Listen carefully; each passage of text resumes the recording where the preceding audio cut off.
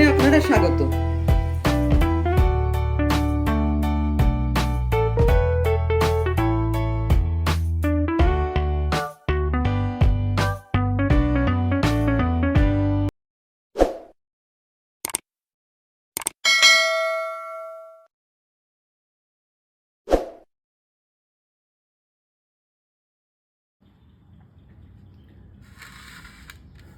আজকের রান্না ঘিউ সিমি।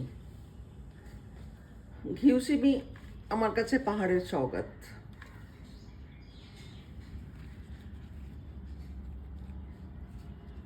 এটা এক ধরনের সিম বা বিনস, পাহাড়ে হয়। তার সঙ্গে এই আলুটা, এটাও পাহাড় থেকে এসছে, ভুটানের আলু। যাবে শুকনো লঙ্কা, গ্রেট করে আদা, পেঁয়াজ কুচি, আর এটা স্মোকড রসুন, এটাও পাহাড় থেকে এসছে।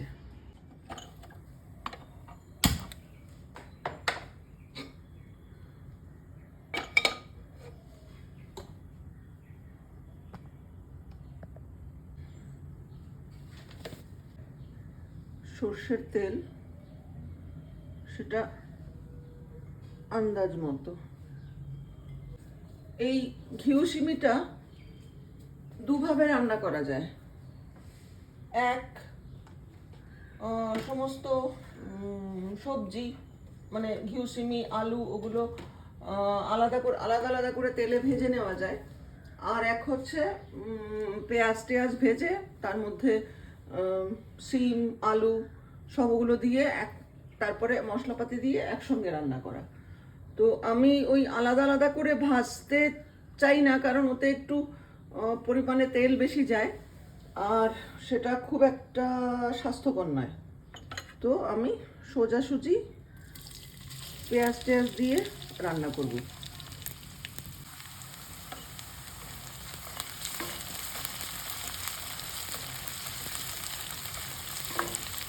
এই রান্নাটা আমি শিখেছিলাম দার্জিলিং শহরের যে বর্ধমান রাজবাড়ি রয়েছে, সেখানে বর্ধমান রাজবাড়ির পাশে একটা হোমস্টে রয়েছে।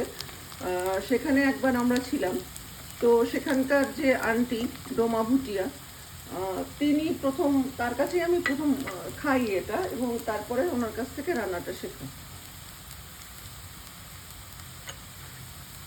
এবার আমি এতে দেবো গ্রেট করা রসুন,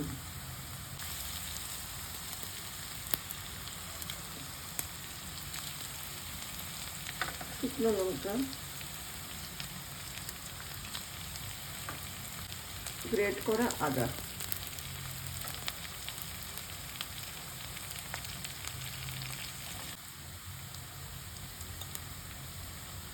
আলুটা আমি এভাবে কেটেছি, লম্বা করে, কিন্তু খুব পাতলাও নয় আবার খুব মোটাও নয়, মাঝারি।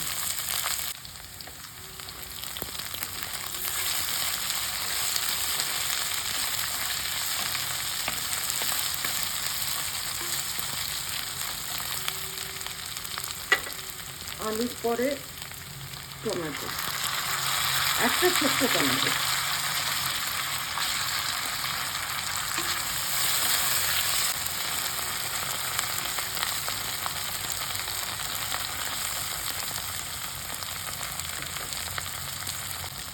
এবারে ঘিউ সিমি, বাটার বিনস।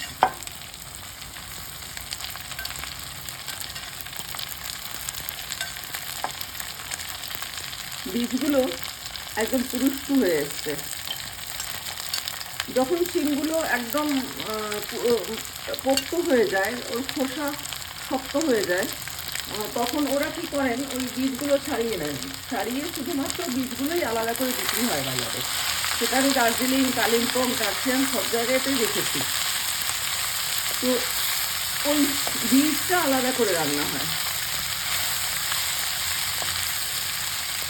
যেভাবে ব্ল্যাক আই বিনস রান্না হয়, বা অন্য যে রাজমা বা অন্যগুলোর যেগুলো রয়েছে, সেই তার মতোই এই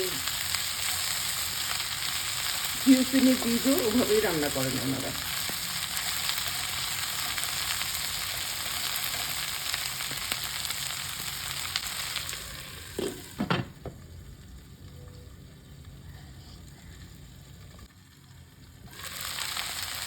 এতে যাবে অল্প হলুদ গুঁড়ো,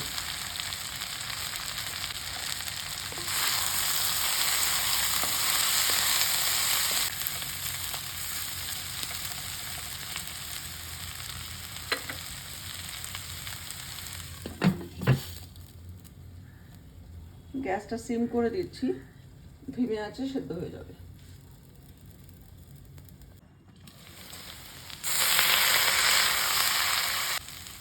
আমি একটু শুকনো লঙ্কা জলে গুলে নিয়েছি আর এতে দিয়েছি একটু হিং। এটা এবার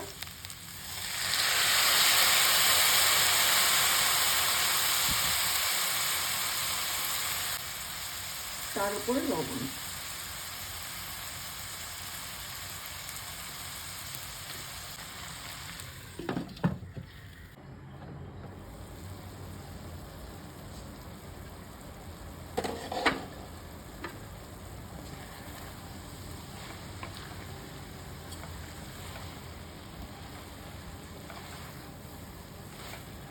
রান্নাটা হয়ে এসছে,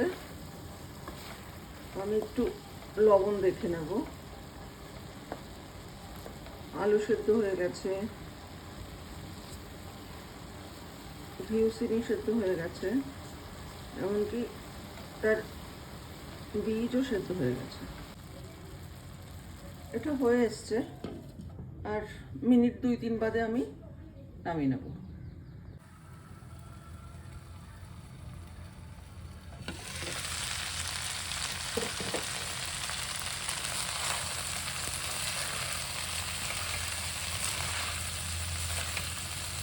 হয়ে গেছে, এবার গ্যাস বন্ধ।